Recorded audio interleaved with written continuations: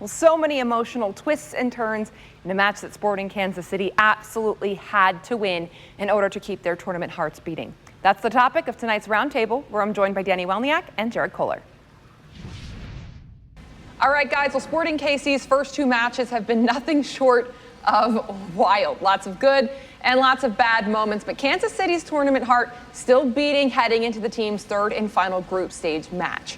What have you two seen out of Sporting so far, and how different has it been than what you might have expected? Dani?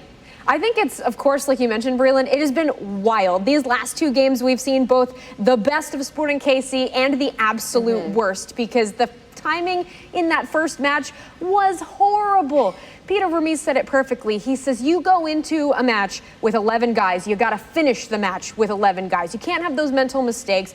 Getting a red card for Tim Melia, one of the biggest leaders on this team, and then being out, and you saw it just drain the team. So during that game, I believed that they had a better physical state than I thought they would be in. That sporting fit that Vermes and the guys have been talking about so much, I really thought they showed how fit they were compared to other teams in both matches, but how quickly that can be taken away because they were playing down a man. So I think that's tough, but then obviously in the second match, it was just, as people were putting on Twitter, it was just drunk, it was all over the place, it was crazy, and I think that's why we love having live sports so much. To be able to be reintroduced to live sports in that form and fashion is fantastic. So I think my expectations were that we're going to see some pretty ugly soccer.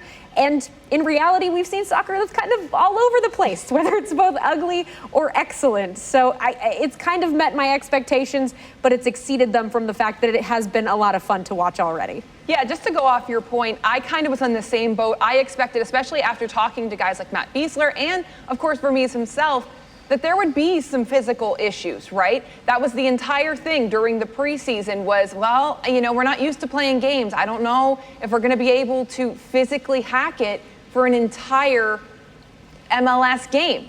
But instead, the fitness looks all right. It just seems to be the discipline, whether it's a red card on Tim Melia or, of course, that just collapse in the second game where they gave away a goal. Bless Zusi coming up clutch, making the game winner, which was, as you mentioned, drunk.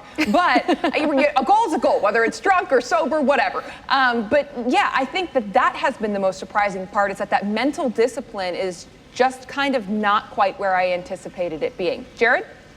Listen, there's a lot of things that we can break down about, as you guys mentioned, crazy two games. But the bottom line is, Dani kind of hit on, man, it's just great to have sports back. Breland and I were watching the match in the sports office, and I was just getting excited. I was jumping up and down. I didn't know what was going to happen. No, it may not have been pretty, but it's been 4 months, and yeah, we've had some sporting events to tie us over. It hasn't been a complete desert, but man, it was nice, and I'm so looking forward to MLS's back tournament all the way through, and I hope Sporting can keep playing so that way we get even more than just 3 matches. But I think as far as expectation level, this is kind of what I expected, as far as that it'd be crazy. Because, listen, if you just look at the screen, if you weren't watching, if you didn't know anything about soccer, what's your first takeaway?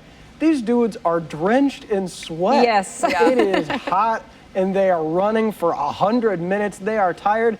And when you got dudes that are tired, they do dumb things, okay? and you see that on both sides. And so that's where you're seeing a lot of mistakes. But for me, that's okay, because maybe I'm not the soccer purist, and yes, if you want to watch Christian Pulisic in the European leagues, the soccer level is a lot better over there. But you cannot watch Friday's Sporting KC match and tell me that it wasn't entertaining. I had fun. It was awesome. So much fun, and just to have that back and watching that, no, it's not as good as they could be, and they're going to get better as time goes on. But I'm just grateful to have Sporting Kansas City back, and really, I think all things considered, the adversity that they faced, I think they're thinking that they should be 2-0, but to be 1-1 with how crazy of a 2-match span it's been, I think they're thankful. Got to win this next match, though. Yeah, we'll see how that goes. Guys, thanks.